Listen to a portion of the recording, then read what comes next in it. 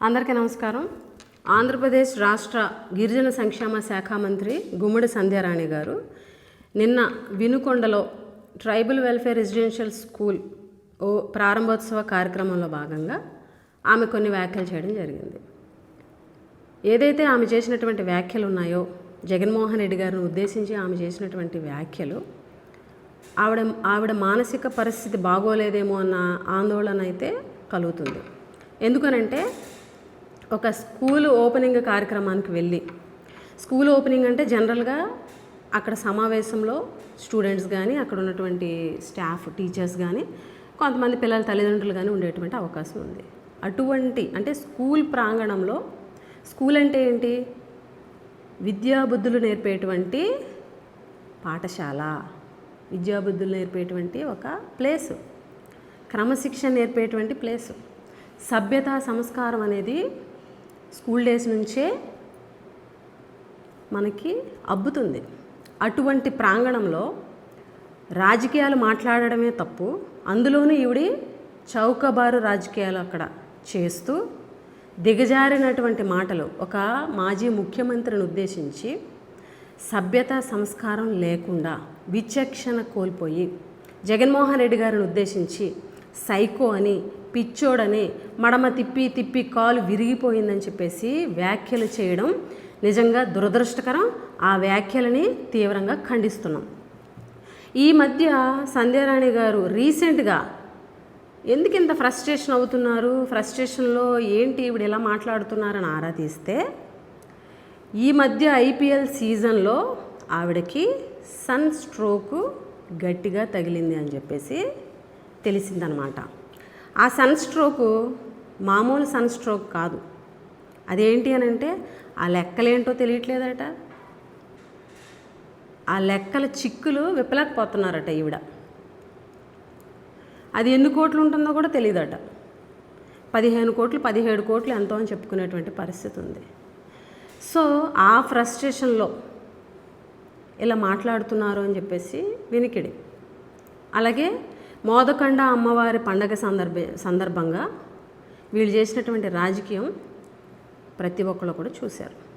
ఆ రోజు ఒక మీటింగ్ సందర్భంగా ఒక పెద్ద ఆవిడ కూడా మంత్రి గారిని ఉద్దేశించి పండగ పట్ల, అమ్మవారి పండగ పట్ల ఇలా రాజకీయం చేయడం తగదు, ఆ పాపం తగులుతుంది అని కూడా ఆ రోజు ఆవిడ చెప్పడం జరిగింది. ఆ తర్వాత జరిగినటువంటి కొన్ని పరిణామాలు చూస్తే కర్మ అనేది చాలా టైం పట్టట్లే, వెంటనే రిటర్న్ ఇస్తుంది.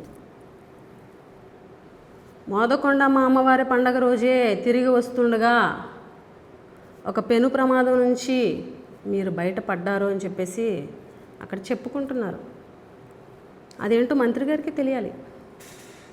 అలాగే ఈ ఐపీఎల్ సీజన్లో సన్ స్ట్రోక్ చాలా పెద్ద స్ట్రోక్. ఈ ఫ్రస్ట్రేషన్లోనే మీ మానసిక పరిస్థితి దెబ్బతింది అని మాకైతే అనిపిస్తుంది. మీరు చేసినటువంటి వ్యాఖ్యలు ఏవైతే ఉన్నాయో, మాట తప్పడు, మడమ తిప్పురని, మడమ తిప్పి కాలు విరిగిపోయింది జగన్మోహన్ రెడ్డికి అని చెప్పేసి మీరు మాట్లాడుతున్నారు. ఈరోజు సైకోలు అని మాట్లాడుతున్నారు మీరు.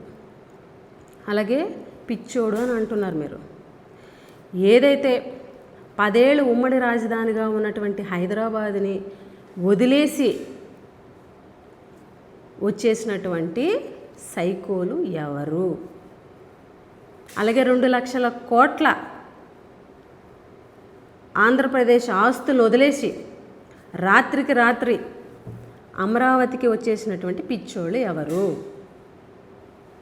అమరావతిలో జరిగేటువంటి అవినీతిని ప్రశ్నిస్తే డైవర్షన్ పాలిటిక్స్లో భాగంగా దిగుతారు మీరంతా.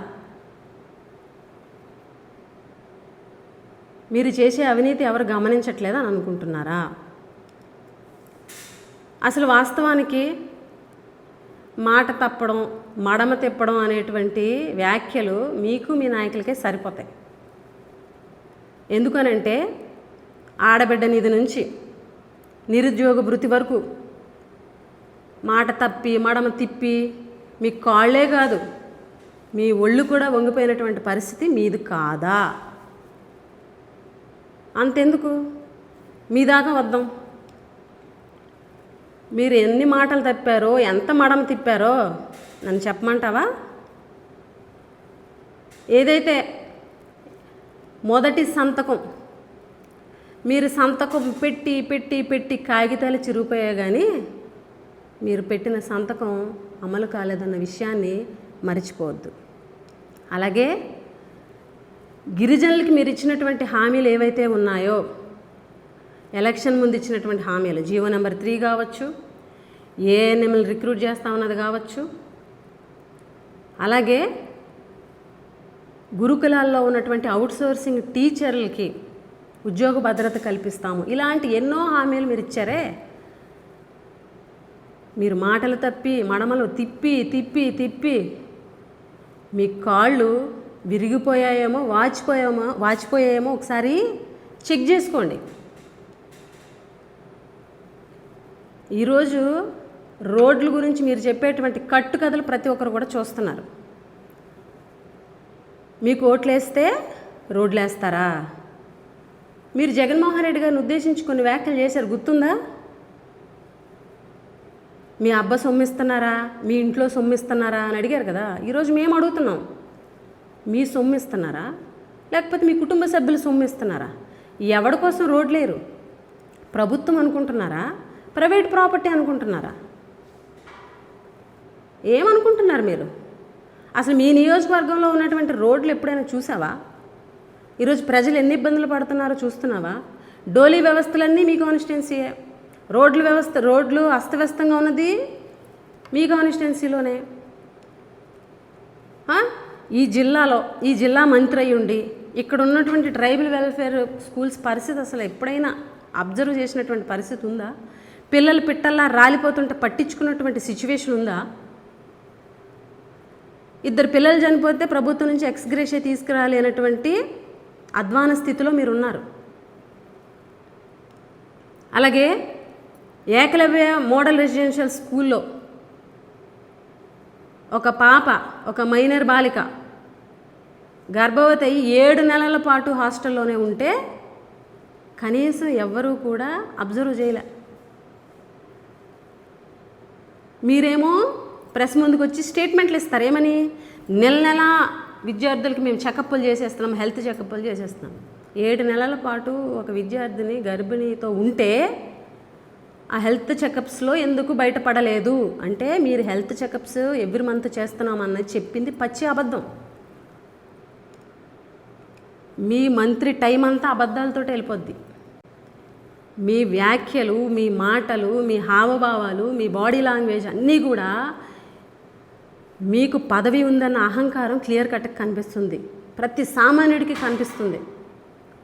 పదవి అన్న అహంకారంతో, మంత్రి పదవి ఉందన్న అహంకారంతో ఈరోజు మీరు చేసేటువంటి పనులు మీ కాన్స్టిట్యున్సీలో మీ నాయకులంటే పడదు, కార్యకర్తలంటే పడదు, జిల్లాలో నాయకులంటే పడదు, అదేవిధంగా జిల్లాలో ఉన్నటువంటి అధికారులతో పడదు, అలాగే డిపార్ట్మెంట్లో ఉన్నటువంటి కొంతమంది అఫీషియల్స్తో పడదు. మీ అహంకారంతో జిల్లాలో రాజకీయాలు అస్తవ్యస్తం చేసేస్తున్నావు. నీ అహంకారంతో జిల్లాలో అడ్మినిస్ట్రేషన్ అస్తవ్యస్తం చేస్తున్నావు. నీ అహంకారంతో డిపార్ట్మెంట్ని అస్తవ్యస్తం చేస్తున్నావు.